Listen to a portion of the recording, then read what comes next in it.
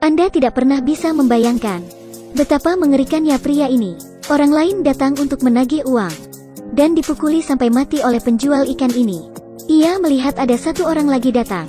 Ia menghampas orang di depannya, lalu mengambil pisau dan langsung ingin menusuk, tetapi tidak mengenai tubuh pria itu. Pria itu menangkap pisau dengan satu tangan. Saat ini sang penjual sedikit panik. Dia belum pernah melihat orang begini. Pada saat itu, pria penagih menggunakan kepalanya untuk memukul sang penjual ikan. Sekali, dua kali, kemudian menjatuhkannya ke tempat ikan. Dia mengambil ikan beku dengan santai, memukul penjual yang baru ingin bangkit. Dia terus memukul sampai penjual ikan berhenti bergerak. Namanya Li Huan. Ini adalah pertama kalinya dia menagih utang. Hari pertama masuk geng, dia jatuh cinta dengan perempuan bos, Yeon Su. Melihat kotak penuh uang di depannya, Yeon Su sangat menghargainya. Sebelum Li Huan bergabung dengan geng, ia pemain bisbol profesional. Karena ingin menghasilkan lebih banyak uang, ia bekerja sama dengan kasino bawah tanah, memainkan trik. Ketika pergi ke kasino untuk mendapatkan uang, ternyata harganya lebih murah dari yang disepakati. Dia menemui pemimpin di kasino, tetapi pihak itu tidak memberikan uang, malah memukulnya. Karena banyaknya orang di pihak lawan, Li Huan dengan cepat jatuh ke tanah. Ketika dipukuli oleh geng, dia mengambil batu bata, memukul kaki lawan, kemudian berdiri, memukul perut, lalu kepala lawan. 2 kali, bahkan 3 kali. Tidak butuh waktu lama, ia mengalahkan semua orang di situ. Li Huan setara dengan 10 orang. Ia dipanggil oleh Sang Ha, bos kasino. Sang Ha mengirim seseorang untuk membawanya, menanyakan apakah dia ingin menghasilkan uang sendiri. Li Huan setuju. Tugas pertamanya adalah menagih utang. Orang yang berutang adalah seorang preman. Meskipun dia telah pensiun, tetapi masih kuat. Banyak orang yang menagihnya, dipukuli sampai mati. Li Huan mengandalkan keterampilannya dan langsung memukulnya. Pria itu pun membayar utangnya. Setelah menyelesaikan tugas, dia resmi bergabung ke dalam geng. Yeon Su sangat memikat.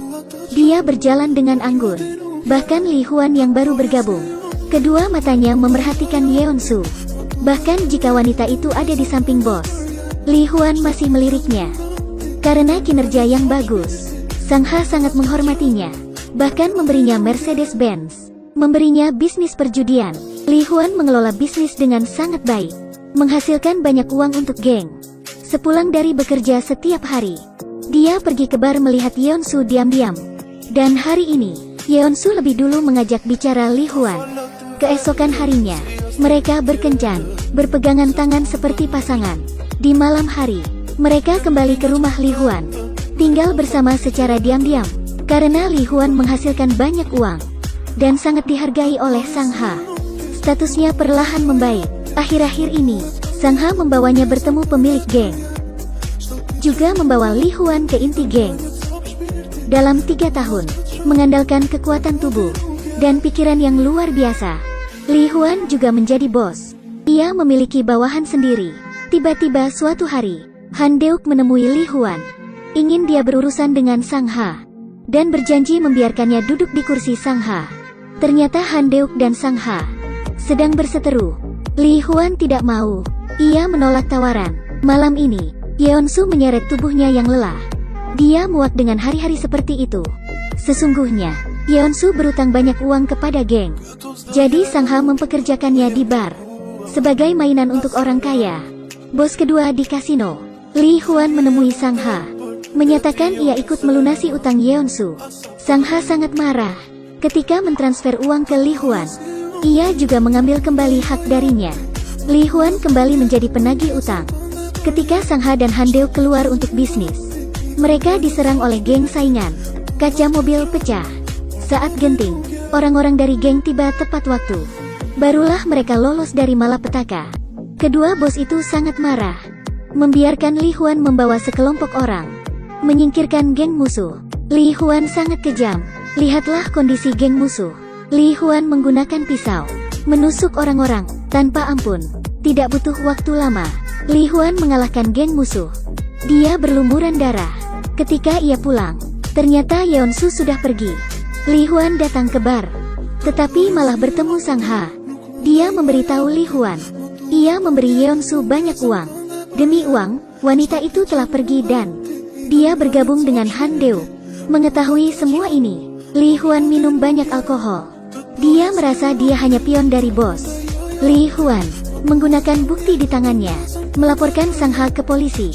Setelah polisi membawa pergi Sang Ha, Li Huan langsung mengambil kursi bos. Statusnya bos geng kedua setelah Han Deuk. Di bawah kepemimpinan Li Huan, geng tumbuh lebih besar. Ini juga membuat Han Deuk gelisah. Ia takut Li Huan akan menggantikan dirinya. Jadi dalam rapat, ia mengambil keuntungan dari Li Huan, menyerang sejumlah besar bawahannya. Ketika ia akan menyingkirkan Li Huan, sejumlah besar polisi bergegas masuk, menangkap Han Deuk dan anak buahnya. Ternyata Li Huan yang melaporkan. Ia membawa bukti kriminal Han Deuk, lalu menyerahkannya ke polisi. Ketika Han Deuk masuk ke penjara, Sang Ha dilepaskan untuk kenyamanan. Mereka ingin saling membunuh, tetapi Sang Ha tidak jadi menyerang. Ia lelah dengan hidup seperti ini.